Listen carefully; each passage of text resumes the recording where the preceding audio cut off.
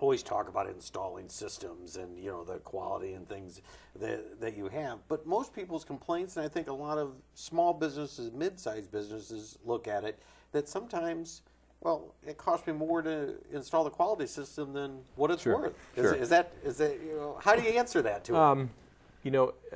It's a fair assessment, and a lot of these programs aren't inexpensive. More and more you see online or blended learning, and they're trying to make it more affordable. You have to kind of wonder whether the quality of the program is sacrificed with the instructional method and things like that. And so it's a fair question. But what I think is you can't afford not to do this. Really, GE kind of looked at this as the future gene pool of their leaders. If you were in GE and you wanted to move into the management culture, you couldn't move in without being a green belt. If you wanted to be in the executive band, you had to become a black belt, because they really saw this as a leadership development tool.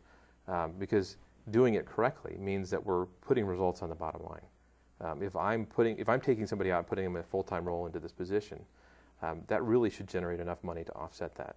That should more than generate.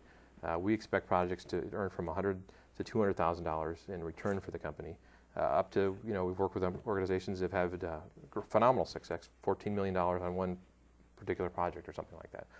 So really, again, it's about bottom line results, and so it's maybe hard to justify. And we're a small organization ourselves, and we struggle with the same things as putting people on projects full time. It's hard, but really doing the same thing over and over again, expecting different results is kind of silly.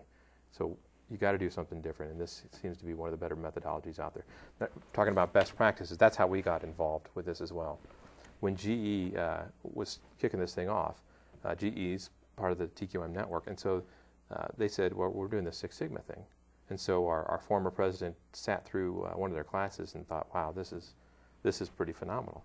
And that's kind of the history of how we got involved. And we started, there was a couple things that had to happen, and we weren't able to do it right away because of some licensing issues and things like that.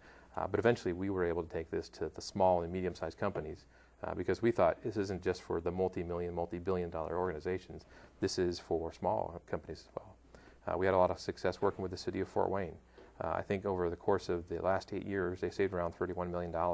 So that's money the taxpayers are putting into the system that said, if you look at the head count for the city of Fort Wayne over the time they kept annexing all sorts of stuff, the head count wasn't going up. So they had to do more with less. And a lot of that was using this methodology to say, okay, how do we do things more effectively? How do we do them more efficiently? How do we innovate? How do we make sure we have the customer demands and understand the customer demands and work this thing across the whole system? Our nonprofit and would like to participate in the show, please contact me at info@business901.com. Thank you.